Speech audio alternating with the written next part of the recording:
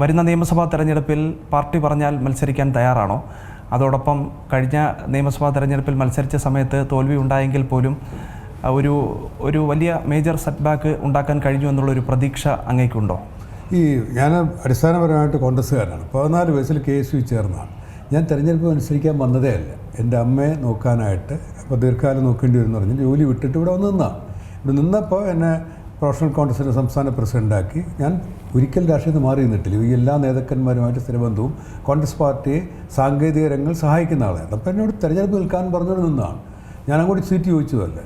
അപ്പോൾ എക്കാലത്തും അങ്ങനെയാണ്. ഇപ്പോൾ കോളേജുകളിൽ ചെയർമാനായതുപോലെ തന്നെയാണ്.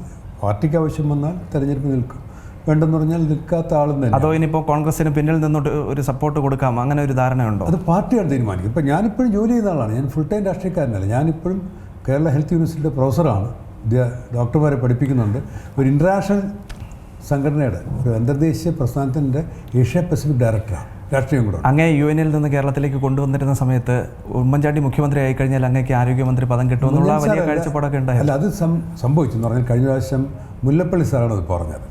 കഴിഞ്ഞ UDF ഗവൺമെൻറ് വരികയാണെങ്കിൽ ഞാൻ ഇലക്ഷൻ നിന്നു. അപ്പോൾ അങ്ങനെ ഒരു പ്രതീക്ഷയൊക്കെ ഉണ്ടായിരുന്നു, ജയിക്കുകയാണെങ്കിൽ ഒരു നിർണായക ചുമതലയിലേക്ക് വരാം, അതിലൂടെ ആരോഗ്യരംഗത്ത് വലിയ മാറ്റങ്ങൾ, സമൂലമായിട്ടുള്ള മാറ്റങ്ങൾ വരുത്താമെന്നുള്ള താല്പര്യമൊക്കെ ഉണ്ടായിരുന്നില്ല. പാർട്ടി പറഞ്ഞുകൊണ്ട് ഞാൻ അങ്ങനെ അഭിപ്രായം പറഞ്ഞിട്ടില്ല. പാർട്ടിയാണ് തീരുമാനിക്കുന്നത് ഇലക്ഷൻ നിൽക്കണോ, ജയിച്ചാൽ എന്ത് വേണം, തോറ്റാൽ എന്ത് വേണം. തോറ്റിട്ട് എനിക്ക് വേണമെങ്കിൽ തിരിച്ചങ്ങ് UN അവിടെ ഇപ്പോഴെനിക്ക് ഞാൻ UN കൺസൾട്ടൻ്റാണ്.